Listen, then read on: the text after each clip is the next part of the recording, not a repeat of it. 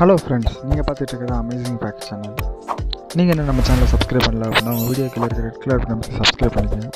கூடவே அந்த பெல் ஐக்கானை கிளிக் பண்ணிக்கோங்க. அப்போ தான் நம்ம சேனலில் இப்போ ஒரு அப்டேட்டு உங்களுக்கு உடனே நோட்டிஃபிகேஷன் ஆகும்.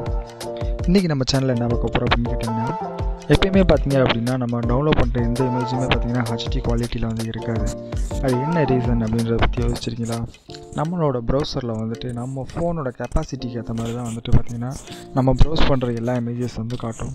இப்போ நீங்கள் ஒரு ஹைடெக்கான இமேஜை சர்ச் பண்ணால் கூட அது வந்து பார்த்திங்கன்னா லோ குவாலிட்டியில் வந்து பார்த்திங்கன்னா நம்ம ஃபோனில் வந்து காட்டும். அதனால தான் பார்த்திங்கன்னா எப்பவுமே ஒரு மொபைலில் வந்து நம்மளால் ஹெச்டியான இமேஜஸ் வந்து சரியாக டவுன்லோட் பண்ண முடியாது.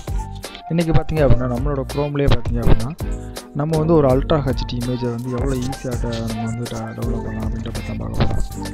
இப்போ வந்து பார்த்திங்க அப்படின்னா சர்ச் பாக்ஸில் வந்துட்டு உங்களுக்கு எந்த இமேஜ் பிடிச்சிருக்கோ அதை வந்து நீங்கள் வந்து சர்ச் பண்ணுங்கள். எக்ஸாம்பிளுக்கு பார்த்தீங்க அப்படின்னா நான் வந்துட்டு இப்போ வந்துட்டு ஜஸ்ட்டு வந்து ரோஜான்னு ட்ரை பண்ணுறேன்.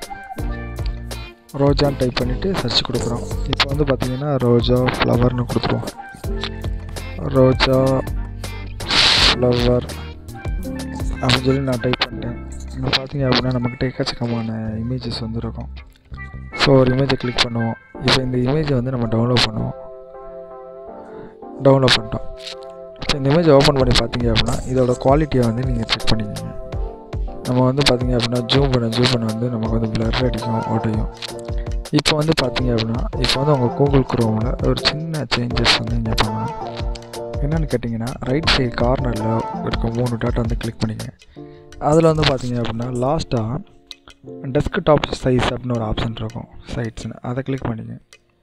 இப்போ வந்து நம்ம பார்க்கக்கூடிய இமேஜஸ் ஃபுல்லாக வந்து பார்த்திங்கன்னா டெஸ்க்டாப்பில் வந்து ப்ரிவியூ ஆகும். ஸோ இப்போ வந்துட்டு அந்த இமேஜை வந்து கிளிக் பண்ணுங்கள். அதை லாங் ப்ரெஸ் பண்ணிவிட்டு டவுன்லோட் தி இமேஜ் அப்படின்னு சொல்லி கொடுங்க.